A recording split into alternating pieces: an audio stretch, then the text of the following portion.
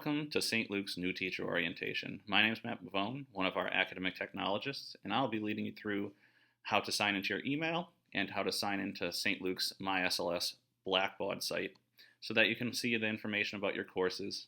You'll also see an overview of how to navigate these two with more videos to come to learn the specifics of each. The first step is to go to mail.google.com and sign into your St. Luke's email. To do so, you need to provide the fully qualified domain. So that's your username, which will be your last name plus your first initial at stlukesct.org. Once you've entered that, it will prompt you for your password. You are going to use your temporary password. And once you sign in, you'll come to the Gmail interface. If you have questions about the Gmail interface or are not at all familiar with it, we're happy to work with you over the summer, but we're going to assume that Gmail is standard and something that you can navigate with little help. The one thing that I do want to show you is how to change your password in Gmail. This is something that you should do immediately so that your temporary password is no longer needed. So to do so, we're going to go to the top right where it says St. Luke's and your initial. We're going to go to Google account, and that'll open a new page, and we're going to go to security. We're going to go to password, and you'll have to verify your password one time. So this is your temporary password one more time, and then you will get to this page where you get to choose your new password. When creating your password, I would suggest that you make an 8-character or greater password using uppercase, lowercase letters, and a special character. In this manner, you can use the same password for all of your St. Luke's needs and not have to memorize multiple passwords. Once you figure out what password you're going to go with, hit change password, and then we're going to transition away from Gmail and show you how to use the MySLS Blackboard website next.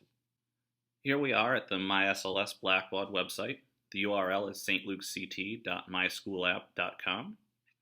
And we're going to sign in again with our fully qualified domain name, which is both your username and at stlukesct.org, aka your email address. And because I am not a first-time user, I will log in automatically. It will prompt you for your temporary password, which you will enter, and then it will prompt you to change your password. Again, I would suggest you change your password to the same one that you changed your Gmail password to. Upon doing this, you will load the front page. And it should look a little bit like this. However, you will see a pop-up that you really don't need. So if you click Don't Show This Again, that will never bother you. Now that you're logged in, we can go over a brief tour of what this site holds. You're going to get videos in the orientation that go into much more detail about specific functionalities of this site. But right now, we're just going to familiarize ourselves with it. You'll notice that you load to My Day. My Day is an important function because it holds your schedule, your classes, and how you take attendance for your classes. Attendance should be taken at the beginning of class, and for first period classes, it's especially important to do this promptly because that is where we base our attendance record for things like fire drills. On the My Day tab, after Schedule and Performance, you also have your Assignment Center. Here you can see all of the assignments that you have posted, and we'll talk much more about assignments in another video. And finally, you can create rubrics. If you want to learn more about rubrics, come down to TeachTech anytime. Our next tab over is Classes. You'll eventually see your classes here, but right now you might only see the SLS orientation. You can click on any of the classes in there and see what the layout looks like. Again, in a future week, we're going to drill much more down into how to create bulletin boards, topics pages, and populate your class, as well as create your gradebook. Nothing you need to worry about now. The Groups tab holds sports teams, advisories, and any other information that will be disseminated from various groups in the school. You won't be cultivating these as much except for your teams and your advisory. Most of this will be informational. Next over, we have the Resource tab.